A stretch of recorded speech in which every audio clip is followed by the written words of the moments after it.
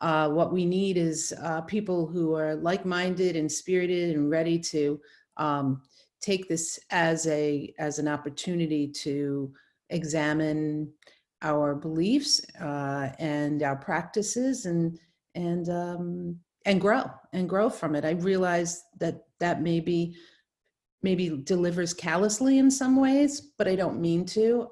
I realize that people are dealing with some very serious health issues, and unfortunately I can't fix that, but we can fix our minds in a sense. And I think as we do that, we can model for our children how to get through a crisis. Very important. So I'm here to take questions and just have a dialogue with you. Fantastic. So if anyone does want to ask something, you should see a Q&A tab at the bottom, Q&A button. You put your question in there, and then we can sift through them as we go along. But I'll kick it off then. So Karen, for those that don't know, I have two absolutely amazing children, in my opinion. I'm probably slightly biased, but the first words they learned were please and thank you, so I'm kind of happy with that. My 5-year-old Olivia and my 2.5-year-old Sam. So they're at very different steps of their development. I've obviously been a little bit busier than I might have liked setting up Hack Mankind in the last 7 days. And for those that have worked with me on this, they've kind of seen me probably awake after them and awake before them on several days. So I haven't had the time I'd like. So my wife has had to look after them pretty much full on. I've been present when I can. And one of the challenges I think both her and I have found is ways to keep them entertained simultaneously when if we aim something more at Olivia, Sam doesn't really get it, so he gets bored very quickly and just gets quite destructive because obviously they've got lots of energy. If we aim something more at Sam, Olivia's like, yeah, I don't want to do this because this is, I've done this before. And obviously the last thing we want to do is just stick them in front of the TV. So how would you suggest that parents that aren't trained educators can engage different age groups at the same time? Yeah, so that's a very interesting question, because that question is, in my opinion, couched as if you are a teacher in a sense, or meeting the requirements of a teacher, and what we see as teacher responsibility versus parent responsibility. If this were a Saturday or Sunday and you were just with your children, I'm not sure you would think the same way, Peter. I have a feeling you would be just thinking in more of a family mindset, and that the things that you do tend to appeal to both children, sometimes not, and that's okay, because the other child will find something to do. But now we are charged with being our children's teachers. And I think a lot of parents have a sense of responsibility. I have to teach them to read and to do their math and to understand science. And that then puts you in teacher mode. I would suggest that instead you think about, I have to teach them to live life. And how do I teach them to live life where, in fact, people of mixed ages join each other in activities? So that's my first thought. My deeper thought is to think about where the children's interests cross over and ways in which you can differentiate the activity that you're offering so that both children can engage at the level at which they're interested and able. Does that make sense? Yeah, it does. I mean, I'd say we've been in that kind of space. So we've been doing coloring, and one can do this and one can do that. One's got more of a structured approach. Absolutely, that's perfect. There is obviously a lot of pressure on parents right now. And then there is always pressure on parents. You get judged on every single thing that you do in every single way. And it's something Darcy just said in the Q&A as well. So I was about to kind of say something differently. There is a push from, certainly in the United Kingdom, from teachers saying this is a key time in their education. Make sure you're still doing the reading. Make sure you're still doing your phonics. We need them to be at this stage, at this level. But then, as Darcy said, there isn't actually then that much support from them Mm-hmm. So it's like, okay, go and do the job that we've been trained to do for 7 years. This is our expectation of your delivery. See you in 2, 3 months. Right, right. So how do you address those two, both the not support and at the same time expectations without support? I think you have to determine what your expectations are. So I think it is essential for children to be able to read, write, calculate, and articulate. I think those are absolutely essential skills. I think that you probably do that every day. If you're a parent who is engaged, then you're probably reading with your child. You might be cooking in the kitchen with your child, therefore doing mathematics and science. You're reading because you're reading a recipe. You're doing these in your everyday life. I don't, I don't condone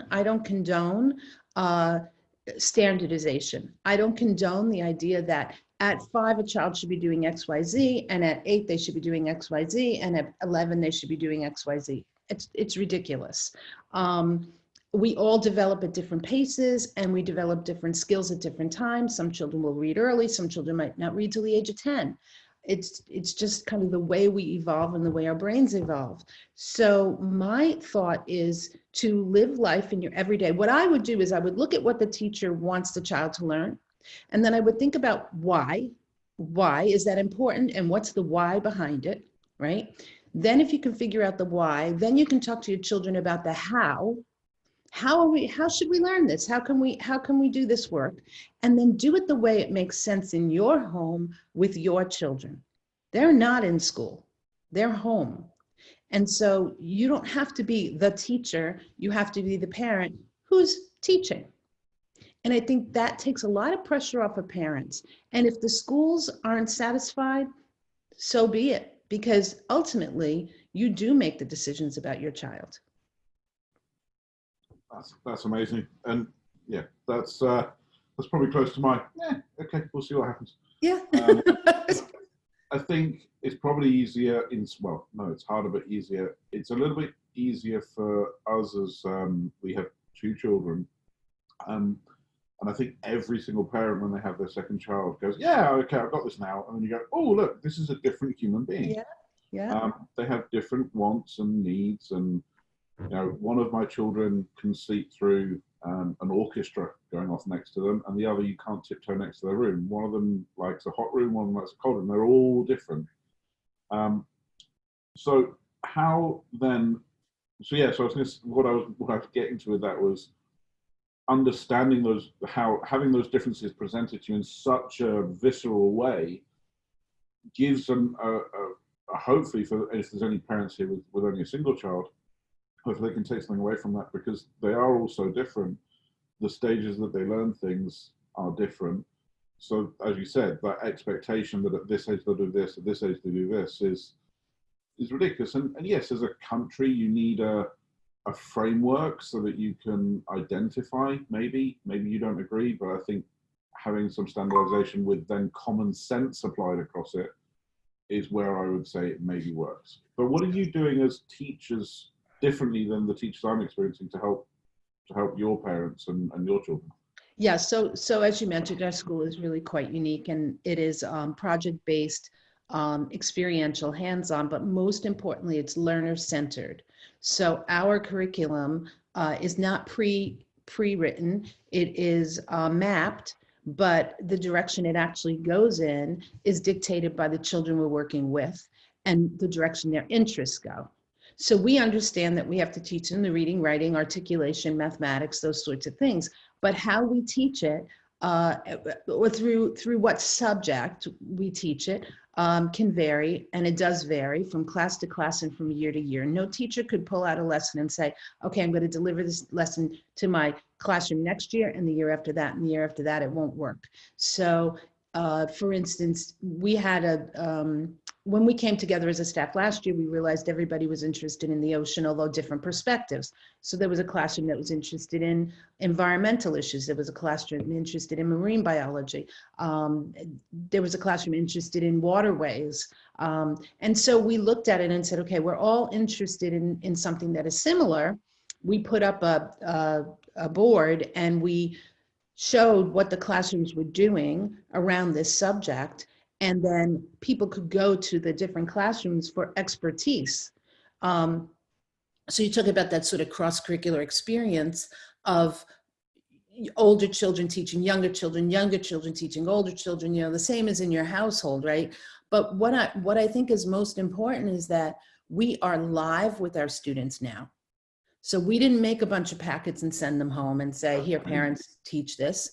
We didn't throw everything up on Google Classroom and say, here, kids, go do that. We set up a live experience for our children. So depending on their age, and we serve children from 3 months all the way through 18 years of age, depending on their age, they're online somewhere between probably an hour and 3 to 4 hours a day with teachers there as well. So they have some direct instruction. They have some things that are up on Google Classroom. They also have the opportunity to meet with their teachers, not just to talk about the academics, but to talk about how they're feeling. Every day, every classroom has a morning meeting. How's everybody doing? What's happening? What's going on? Things you want to talk about. And throughout the day, there's those conversations. They have an end of day meeting that's very similar. And in between, they have this instructional opportunity. And they also have what's called office hours. So they can log in and teachers are there to help them with anything they're struggling with. And it could be academic, and mostly it is, but even if it's a social emotional issue, there's somebody there to talk to them, give them some advice, hold them up in a sense. There's this vibrant relationship. And then there's an all school relationship. So at school, we have a tradition where everybody in the building sings happy birthday. Our preschoolers come to the PA system, they announce it's someone's birthday, and we all sing happy birthday. So how could we duplicate that? So we have all school meetings. We are using Zoom. We have all school meetings and everybody gets on. Probably get about, I shouldn't say everybody, we probably get about 50 people that get on and sing happy birthday to whoever's birthday it is.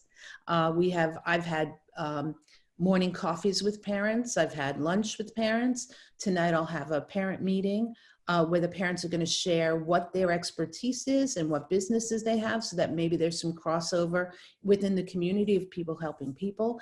But I think the important thing is we are called Voyagers Community School, and we put an emphasis on community. And so when we were faced with this challenge, we said, how can we remain in touch with our kids and do meaningful things with our kids? So it's been everything from direct instruction in chemistry to challenges like run around your house and see how long it takes you and see if you can do 10 jumping jacks, and fitness classes, and challenging them to go out and find shapes. And it's really Voyagers at its best without being face-to-face. Amazing. Okay. So, I mean, as just reflecting what Amanda just said, anybody that does have questions, please do drop them in the Q&A. If you want to talk and ask the question live, that's totally cool as well. Just use the raise your hand button. But in some ways, I really want everybody to, and in some ways I want none of you to, because I could literally just ask questions from Karen for hours. This is like free consultancy for me, and for all of you guys, this is what we're here for. This is what we're here to do. So let's talk about a big thing. And I think there's no one that doesn't need to understand this, in my opinion, whether you have your own children or whether you're around other people's children. We're in the middle of a worldwide pandemic that, if the mortality rates are anywhere near true, then we could sadly be talking about tens of millions of people passing away. And when you get to those kind of numbers, the chance that you will avoid that, and when I say avoid that, I mean you personally, but avoid that in terms of your friends, your family, your close ones not experiencing it themselves, is very, very unlikely. So every single one of us that know children in the next few weeks are going to be presented with the where's Auntie X, where's Grandma type conversation. And I'm dreading it. That's something, because I don't want to do they're on the farm. That doesn't fit in with my thing. So I'm going to have to raise the subject of death somehow with a 5-year-old. And I was hoping that would come in a few years' time. On top of that, we've got everything that they knew has been upside down, is changed, etc. So how do we address this subject with our children in a way that is honest and true, but still building, except, yeah, you know what I'm asking. Right? Yes, How do absolutely. we communicate this? Yeah. So we believe in being honest with children, but we also believe in listening carefully to the questions that they ask. So the first thing I would say is don't make any assumptions. Your children will ask you a question. Don't assume that you understand the question. Ask them to phrase it and ask it in another way, or ask questions in return, because children will only ask what they want to know. And sometimes we assume what they're asking and we give them more information than they wanted, more information than they're ready for. So I think that's very important. Secondarily, it's to be honest with them. And you're right. It is dictated to some degree by age, but death is going to be a part of their life throughout their life, right? Right now, it's magnified potentially, but it's going to happen. If you lie now, you will be stuck in lying for years to come. So it's best to be honest. I believe that children are greatly helped by text, so picture books, Hello. and the sort. Hello, I picture chatted book. you. Was like, I'm here. I'm sorry. Who's talking? Who do we have? No, that's fine. If you do want to talk, everyone just raise your hand, because otherwise it will get crazy. So I've muted, it was Clayton. I've muted him for the moment because I think it was an accident, but if not, Clayton can raise his hand and we'll bring him in. Sorry. Okay. All right. So picture books are really helpful, and I can try and amass a list for you of some books at various ages. There's a book that I used with my children when they were young called The Dead Bird. It's a very old book, but it does a good job of kind of walking kids through death. So that's a possibility. And I believe Tommy DiPaolo has a book that also talks about death in a way that children can process. And then I think it's about tradition. So think about what traditions you want to start around death. So do you want to plant a tree? Do you want to write a poem? Do you want to pick a favorite song? Do you want to go to, and now we can't, but right, in general, do you want to go to whatever funeral, memorial service? Do you want to do those things? So again, with my children, I determined that, and by the way, I was raised in a very sheltered situation when it came to death. With many other things, no, all the freedom in the world, but when it came to death, we weren't supposed to be told and we weren't supposed to go. And so even as an adult, it is very hard for me to go to a funeral, a wake, because I never had those experiences as a young person. With my own children, the first wake I took them to was somebody that they only knew a little bit. They didn't really know, didn't have a deep emotional feeling about it. And I could start there. And when the time came that it was somebody meaningful, they understood sort of the practice, the culture, the custom of how to, deal with that.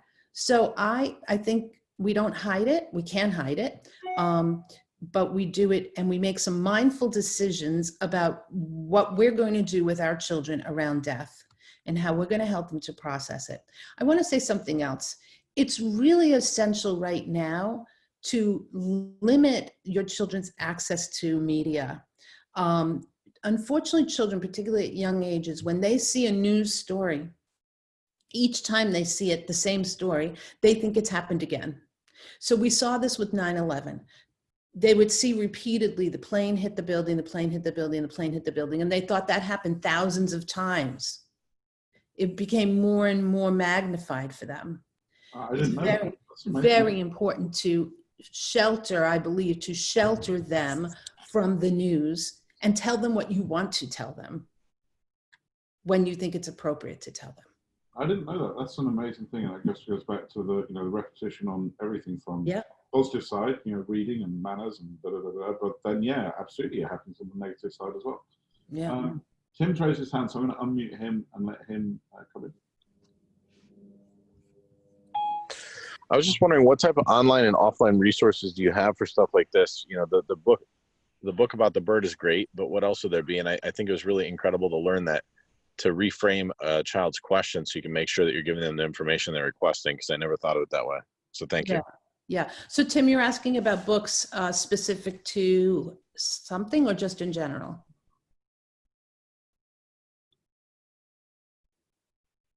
Tim, Um, yeah, there you are. Yeah. Sorry, I was muted. Yep, there we go. So according to death and just your general topics, like as you're going over things, where would a resource be in general to say, like, you know, if somebody brings their kids home for the first time, they're in their house with their kids for the first time, how does a parent reconnect to the kid on this level that's never had an opportunity to be homeschooling or in this environment? What would you say would be the 101? You know, Ooh.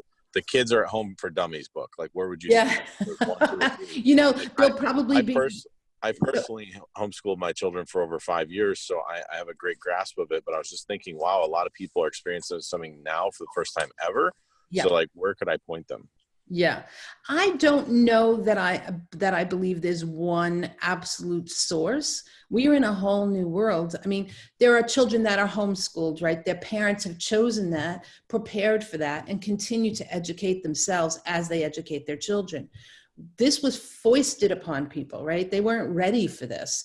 And in addition, they're probably working. So they're home working and trying to support their children, be parent and be teacher. So in this case, I don't believe that there's actually a book out there. But I do want to say that a good part of it is instinct, and a good part of it is just digging for resources, but putting the child at the fore. If to me, parents know their children better than anybody. You know what excites them. You know how they light up. You know what you would like them to learn, maybe what they want to learn. And if you don't, then what you have to be is an observer. So in our school, we call our teachers teacher researchers, because we say to them, watch the children, gather data, and let the data drive what you do next, what you offer next. And I would say the same thing in the household. You know, you don't have to jump into schooling. You have to jump into life at home within this new paradigm and watch the children and see what they gravitate to. Offer some provocations. So maybe it's cooking, or maybe it's a science project, or maybe it's making slime, or maybe it's going outside and collecting rocks and painting them and leaving them for other people with messages on them. You know, it can be a lot of different things. But collect the data and build an understanding of what excites your children, and then use that to teach what you want to teach. If they're excited about rocks, then go online and find some online books about rocks and read those and go from there. I don't think there's a manual, right? We say all the time kids don't come with manuals. I honestly do not believe that there's a manual for homeschooling.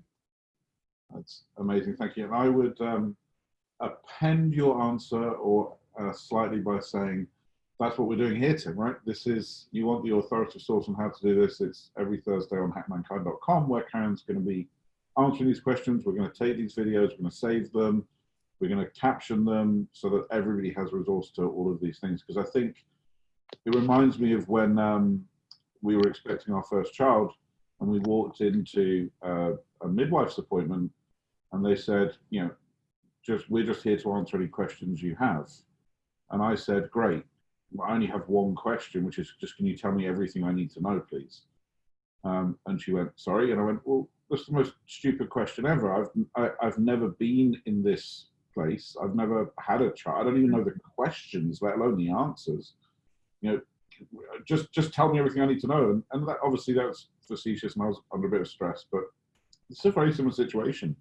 Right? You can't write the manual because we've never even conceived these questions at this type of level. Yeah. So I'm just going to recap a couple of things before we ask another couple of questions, because we're going to try and get this wrapped up by Q2. So the two things that I've taken out of this so far, or three actually, I think is really is good, is number one is for parents right now, don't try and be teachers. You're not teachers. You haven't been trained as teachers. But you're probably pretty awesome parents if you're willing to lean into that. So lean into being a parent and lean into having a home life experience where education is a byproduct of that experience, number one. Number two, absolutely key, because I don't think many people have thought about it, but it's so obvious when you said it, the repetition of bad news, of bad stories is going to have a magnifying effect for your children that it doesn't necessarily have for you. It's bad for all of us as humans because it just reinforces the pathway or that learning, but for children that's even more important. And then number 3 is when we're exploring, sadly, subjects such as death and isolation. Give the information that's being asked, for not sit there and take a soapbox and just say everything that comes to your mind, because they will ask very specific questions, answer those questions. And I would totally agree with you, Karen, and be honest. It's not worth, if you start a lie, when are you going to end that lie? That doesn't go for Father Christmas, everyone. Carry on with that one. That's a good lie. If you want to say that Santa Claus exists for a couple of years, great, do that. Karen might disagree, but let's call that white and say we can agree to disagree. Okay, my next question. So one of the things that Karen and I struggled with was, what were we going to call this chat? Because it's not education, it's not childcare, it's not childhood. So it's that culmination of your relationship with children and what goes around that. Yeah. So what I'm going to ask is, how do we support each other as parents? So there's obviously going to be single parents listening to this as well, and I can't necessarily talk to that, and hopefully you can, but I know that myself and my wife are obviously under more pressure, more stress than we're normally under, so that puts a strain on our relationship as well. And obviously you want to be exemplary in your behavior around your kids. So any advice for couples not to kill each other, and any advice for single parents not to take a long walk off a cliff? Yeah. So it's interesting, because I was sitting here thinking the other point that I want to make is that you need to be kind to yourself. I think that we, in general, people we're overachievers, we're perfectionists, we fixate on things, and then we feel like we haven't been successful. We all know there'll be some good days and some bad days. There'll be some brilliant moments, and there'll be a lot of, wow, I wish I had done that differently, right? I think that as couples go, and even as parents go in terms of their relationship with children, it's another point of honesty. We're not going to get all of this right. We're not always going to agree with each other, and sometimes we're just going to be irritated like sandpaper on skin, but we love each other, we care, and then I think children need to see and feel that love. So as couples, I would say, if you can contain the argument, great. If you can't, then do it in the most respectful way, so that you're modeling for your children how to have a disagreement with another person, and show them and assure them that you love each other, and that, no matter what the fight, you love each other. And the same with them, because you're going to argue with them. You're going to have ugly moments with them, right? And they're going to fight with each other if you have multiple children in the household. I think sometimes a parent can, and this is a tough one, right? But I think sometimes a parent can sort of run cover for the other parent, but you have to understand that and agree to that as a couple beforehand, so that when you step in, your spouse doesn't feel like you're overstepping their authority or questioning their approach. So I think it's really important to have that conversation with each other, and have some clear agreements, and maybe even to have them in writing somewhere, so that you can go back and say, remember, we agreed on this. Can we adjust it? Should we adjust it? And it's an ongoing conversation, because you really are now put in a situation where you have to be a team, not just spouses, but with your children. It's all teamwork. It is all about teamwork right now. So how do you create a team, and moments where you really connect with each other? I think it's important to make time for family things, whether it's board games or reading a book together, or just telling silly jokes or something, doing some artwork. It's really important to have those moments, because it's in those moments that people tend to relax, reconnect, and share. And then everybody feels that warm fuzzy.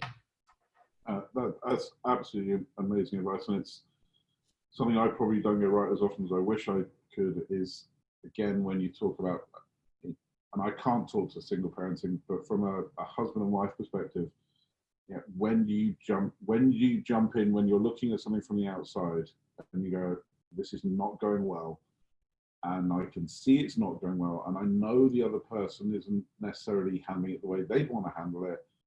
And obviously, this is not just me towards my wife. She's got exactly the same feelings back towards me. Mm-hmm. And 9 times out of 10, it's shut up, stay out of it, let them work this through themselves, because you can't emancipate people all the time. It's so easy sitting on the outside, I guess was what I'm saying. Whether it's within a relationship or in a community or looking at your neighbors, it's so simple to parent across a wall. It's dead simple. The amount of parents that walk through a supermarket tutting at another parent, it's like, well, so you've had no bad days then? Is that what you're saying? Yes, this is not my best day. Yeah. They're still alive. I'm still alive. I'm going to take that as my win. But yes, I think that's a really, really important thing. So it's about respecting those boundaries, but learning when to jump in. And I think, again, another really useful thing you said, trying to have some of those conversations in advance. Obviously we couldn't have talked through what would happen if there's a worldwide pandemic in advance, obviously, but we can adjust as we're going forward. I think Amanda actually has a question, which is, she can't raise her hand because she's another host, but I want to jump in. I just want to jump in for 1 second and make a couple of additional suggestions around that. So one of the things that we have found, we have team teaching in many of our classrooms, and so that's like spouses together, right, with the kids. And some of our teams have come up with either a code word or maybe a snap of the finger or something that says to the other person, I'm ready to jump in. And that sometimes makes it easier to accept that your partner is going to jump in. So you might try that. And also I would suggest that you journal. And ideally, if you can, journal together, because you're going to learn so many things about yourself, both each of you individually and as a team, and you're going to learn a lot about your family that's going to be useful going forward. And you'll be able to go back to it and say, remember when we did this worked, or remember we did this and this didn't work. So I truly suggest journaling, and it could be as simple as creating something like a Google Doc that you share and just type your stuff in there. Yeah, well, that's another useful thing. That's a great little bit of reframing. If you can do it in this environment, pretty confidently, the rest of it is going to, the next 10, 15, 5 years, it's going to be pretty easy. Yeah. This is as extreme as parenting gets. Yeah. Amanda, can you unmute yourself, or do I need to do it, mate? I am here. Hi, Amanda. Thank you so much, Karen, for all of your wealth of information and knowledge. I really appreciate it.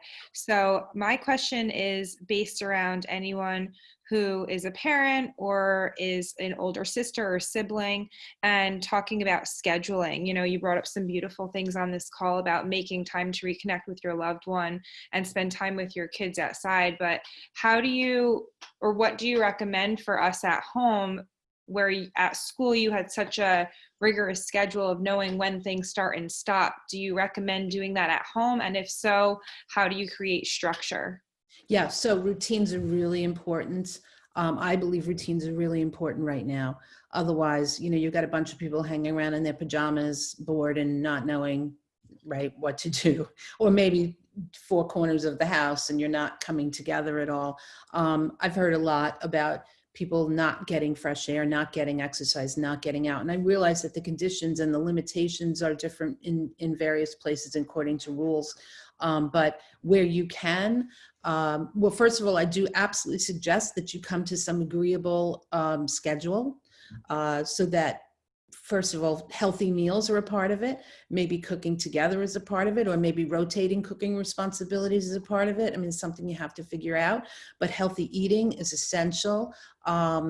Fitness, exercise is essential. You can make that fun. You can go online, and there's all sorts of free places to do that. We have it going on here at Hack Mankind, so you can check into that. going outside it's not just good for the kids, it's good for the adults. So if you are allowed to do that and you can get out into the woods, I know a lot of parks are closed, that makes sense, but there's a lot of wide open spaces to go with your children. But yes, I think creating a schedule and an understanding so children have some schooling responsibilities. And if you feel that that fits your philosophy and your approach as a parent, then you've got to come up with a schedule for that as well. But routines are very, very important. Kids need something reliable, and they may push against it, but ultimately it does generally make children feel more comfortable, and it will make you feel more comfortable. Now, of course, there are going to be days that are off, right? And you may have to say, okay, we're throwing the routine out the window. Here's what we're going to do. And that's fine too. So unsettling the routine, if it's not working, is okay. You know, the surprise, right, is okay. But I absolutely agree that there needs to be a schedule. And I also understand that parents are working. And so how do you create those pockets of time where children can entertain themselves without necessarily, you know, being on a device all day while you do your work? And that's really tricky. But I think that once you get it established, kids are more likely to go back to it, or to say, not working anymore, but can I do this? And I want to just add something in, Karen, because it's something that, sorry to interrupt you, but Yep. something I think is really valuable. For everyone that is working from home and they're on Zoom calls, etc., everybody else is doing the same, right? So if your children interrupt a call right now, or there's noise in the background, 6 months ago, certainly in my profession, that wasn't acceptable. You know, if my kids ran into a call, I would apologize. I would try and contain it better. If there was noise in the background, you'd work on it. Now everybody is in the same boat. So don't sweat too much if you're, I mean, obviously you don't want to be interrupted every 10 seconds, but don't sweat too much if there's some background noise or your kids are in the room, or, you know, I was on a call the other day, and to me, this was a beautiful moment. This is hundreds of thousands of dollars worth of business for this person. And I was in the middle of a call and they said, I'm really sorry, I need to go. My neighbor is elderly and they need some help. So and this is one of the beautiful moments that's coming out of this opportunity, this situation we find ourselves in, where that person was actually comfortable saying that. mm-hmm. I would have argued that for all of mankind's history and future, I would much rather people prioritize the health and welfare of their elderly neighbor over the money that they could possibly earn in a capitalist structure. And that's being reinforced. So as much as I agree with everything Karen said, and it is tough to, how do we entertain our children whilst we're trying to work, etc. Also remember that there's some give on that side now as well. You don't have to have perfect execution. You don't have to have the Zoom call of the great lighting. You don't have to put your kids into a little isolated bubble whilst you do your work. It's gonna be a little bit more hectic for all of us. And if other people aren't okay with that, I would probably argue they're not the kind of people you need in your life, because everybody is going through the same problems. Yeah. And that's a great binding force. So sorry to interrupt you, but yeah, I just think that's really important. No, that's okay. I've been watching a friend of mine. He is very, very interested in fully understanding and providing for his followers an understanding of the stimulus packages that have come out in the United States. And he has a daughter who I believe is 10 years old, and she's been on every one of his videos, and they're quite lengthy. And he says, we're here to tell you about the stimulus package.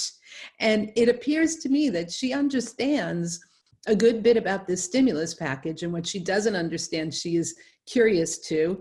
And she also brings humor to the conversation, and she's adorable. That helps.